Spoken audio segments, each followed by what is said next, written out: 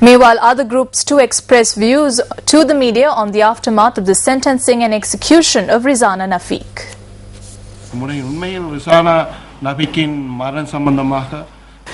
Even Rizana Nafeek's mother had accepted that Minister Dilan Pereira took various steps with regard to Rizana's death sentence since he came into office. After he came into office, he sent a delegation to Saudi Arabia to hold discussions with Saudi officials to secure her freedom. Minister Dilan Pereira also took steps to bring this to the attention of the Saudi king. We cannot approve of this attempt to weaken someone who went to such lengths.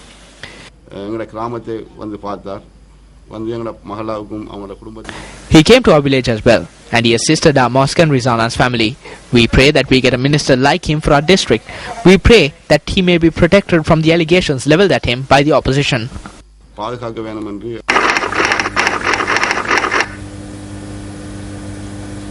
And up next is a look at Action TV.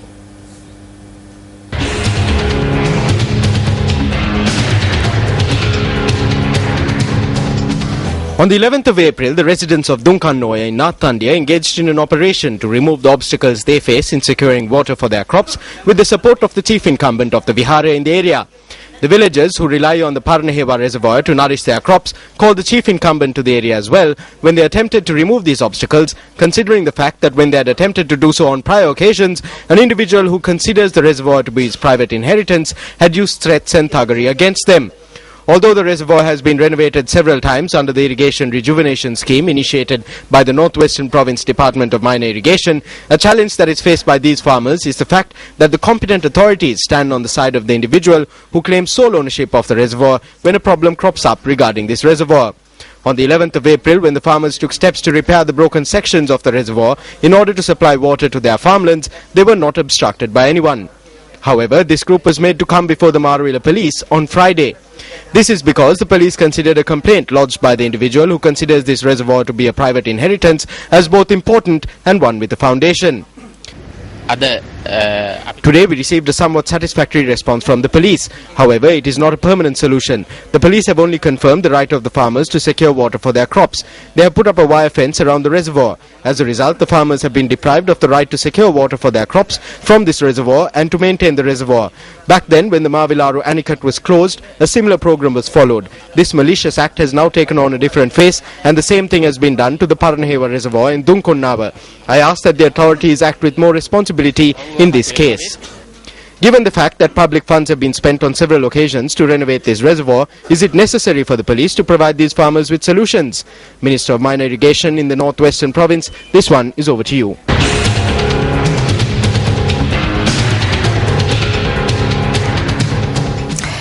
Era residents of Galkanda in Puja Pitya Kandy engaged in a protest today at the Galkanda Junction. The protest was organized citing two main reasons: steps not being taken to reconstruct the Galkanda road, which is in a dilapidated condition, and steps not being taken to safeguard the Galkanda primary school against the threat of landslides.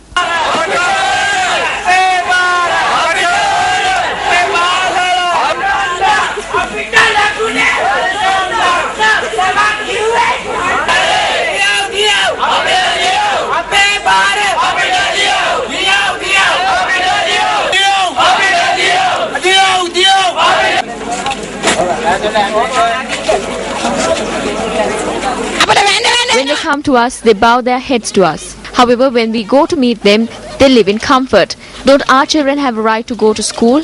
Landslides have occurred at the school, yet no one looks into it. We made inquiries regarding this matter from the Kandy District Parliamentarian Eric Prasanna Weerawardena.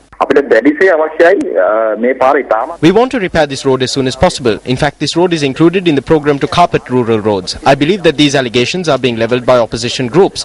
We reject these charges. It was Minister Hakim who allocated funds for the road. Anura Ananda Vijayasinghe from Kathugasthota filed this report for News First U Report.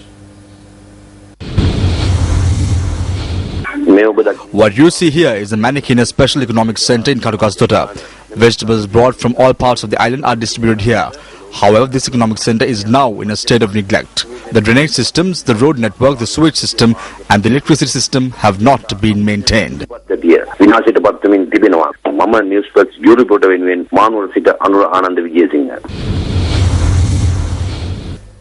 It's time now for the newspaper cartoon of the day.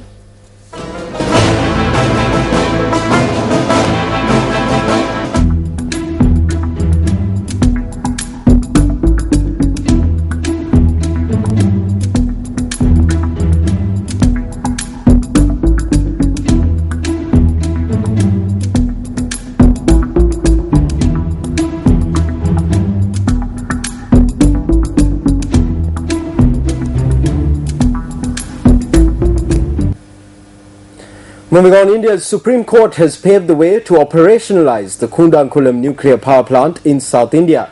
Now, the Hindu newspaper reported that the Supreme Court had issued its ruling after considering petitions that had been filed in the top court challenging the project on safety grounds. The Indian Supreme Court said that various expert groups have opined that there would be no impact on the life around the plant because of radiation. The judges said in their ruling that a balance needs to be struck between larger interests and economic necessities. The judges had also ordered the government to submit a final report on the safety aspect of the plant and waste disposal arrangements to deal with hazardous material. Several factions had alleged prior to this that radiation from the Kudankulam nuclear power plant could affect parts of southern India and Sri Lanka, which is also in close proximity.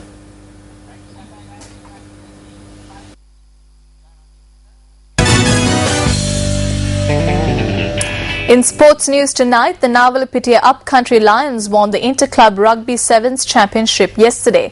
However, the rugby referees panel says that one of the players had assaulted the referee during a match in the tournament. The Inter-Club Rugby Sevens tournament, which saw the participation of 16 teams, concluded at the Havelock Sports Club grounds in Colombo yesterday. The Police A team took on the Navy Sports Club A team for the finals of the Plate Championship. The Police A team was led by Romesh Arachige, while the Navy A team was led by Rohita Rajapaksa. The Police A team defeated the Navy A team with a scoreline reading 10-7 at full time. The Vice President of the Sri Lanka Rugby Football Union and organizer of the Sevens tournament, Lasitha Gunaratne, said Navy players had objected to a referee's decision. When Sports First made inquiries, Lasitha Gunaratne said the manner in which the Navy players showed their protest was unacceptable. Gunaratne added that the president of the Navy Sports Club had apologized for the incident. The secretary of the SLRFU referee panel, Dinka Pires, said a letter of complaint had been addressed to the parent club. When inquiries were made regarding allegations that one of the Navy players had assaulted the referee, Pires said that he could not divulge any further information at this time.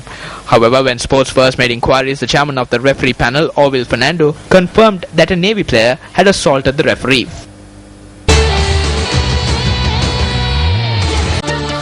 Well, that's a wrap of your Primetime News Bulletin, but before we bid you good night, computer scientists at southern Germany's Karlsruhe Institute for Technology, or KIT, believe that they have found a way for mobile phone users to make calls or send messages with gestures into the air instead of using keyboards.